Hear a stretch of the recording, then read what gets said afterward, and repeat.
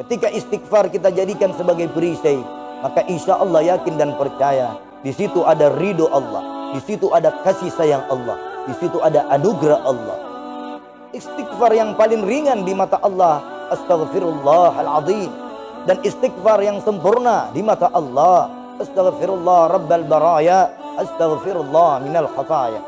Ketika istighfar yang singkat ataupun yang panjang kita bisa amalkan dalam kesehari-harian kita, baik itu dikala kita berdiri, baik itu dikala kita duduk, maka terlalulah lisan kita ini memperbanyak beristighfar di hadapan Allah Jalla Jalal.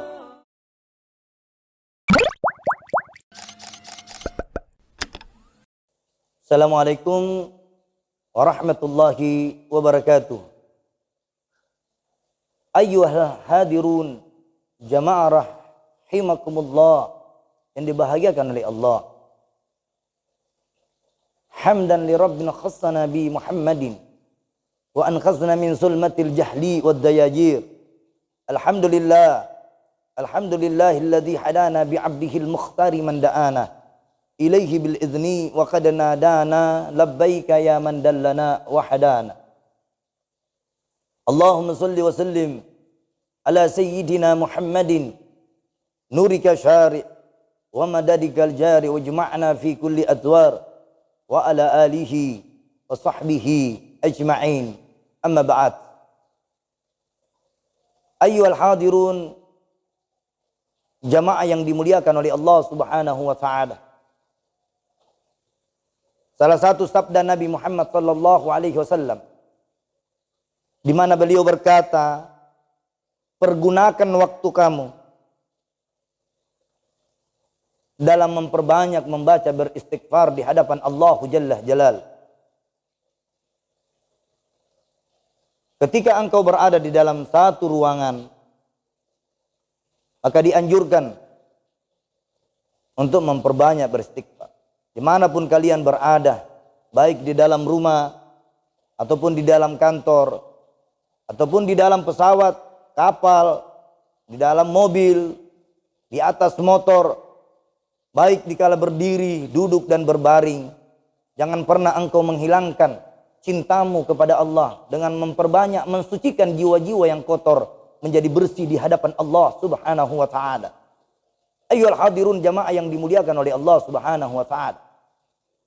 Di dalam kitab ini nanti saya akan mengangkat satu tema di mana Nabi sallallahu alaihi wasallam bersabda, beruntunglah orang-orang yang mendapati dalam syafah catatan amalnya istighfar yang diperbanyak. Para salafus saleh telah mengajarkan kita untuk memperbanyak beristighfar. Para pemimpin-pemimpin yang adil, mari supaya negara Indonesia yang kita cintai ini dirahmati dan dimudahkan oleh Allah, maka para pemimpin dan seluruh jajarannya juga diwajibkan beristighfar di hadapan Allah Subhanahu wa taala. Pada hakikatnya seluruh manusia yang melata di muka bumi ini tidak ada satupun yang sempurna, tidak ada satupun yang tidak mempunyai dosa, dan tidak ada satupun manusia yang diciptakan di dunia ini dalam keadaan bersih kecuali baginda kita Nabi Muhammad sallallahu alaihi wasallam. Ayyuhal hadirun, ketika kita ingin dicintai oleh seluruh makhluk ciptaan Allah di muka bumi ini, maka basahi bibir kalian, basahi lisan kalian dengan beristighfar. Istighfar yang paling ringan di mata Allah, astaghfirullahaladzim. Dan istighfar yang sempurna di mata Allah, astaghfirullah rabbal baraya, astaghfirullah minal khataya. Ketika istighfar yang singkat ataupun yang panjang kita bisa amalkan dalam kesehari-harian kita, baik itu dikala kita berdiri, baik itu dikala kita duduk, maka terlalulah lisan kita ini memperbanyak beristighfar di hadapan Allah Jalla Jalal. Ayolah hadirun, ketika kita ingin melihat pemerintahan kita ini bersih, maka caranya beristighfar. Ketika kita ingin melihat satu kantor itu bersih dari segala polusi, dari segala korupsi, maka obatnya adalah beristighfar. Ketika kita ingin melihat rumah tangga kita sakinah mawaddah warahmah, obatnya juga adalah istighfar. Ayyuhal hadirun, istighfar ini adalah sesuatu senjata seorang muslim, perisai seorang muslim. Ketika istighfar ini kita jadikan sebagai vitamin dalam hidup dan kehidupan kita, maka insya Allah dunia dan akhirat kita akan selamat karena berkah dari bacaan wirid istighfar. Astaghfirullah rabbal baraya, astaghfirullah minal khataya. Ayyuhal hadirun jamaah yang dimuliakan oleh Allah, kita melihat silih berganti cobaan datang, silih berganti balak dan bencana, silih berganti penyakit ini dan penyakit itu datang bertubi-tubi menyerang masyarakat Indonesia. Yakin dan percaya, jadikanlah istighfar ini sebagai obat lahir dan batin, sebagai penyembuh asy-syifa. Di dalam Al-Quran Allah subhanahu wa ta'ala berfirman, la yukallifullahu nafsan illa usaha. Ketika engkau mengingat Allah, ketika engkau bermunajat kepada Allah, ketika engkau berminta kepada Allah, maka Allah akan membuka pintu langit seluas-luasnya bagi hamba-hamba yang mendatang menangis di hadapan Allah, bersujud di hadapan Allah dengan tetesan air mata.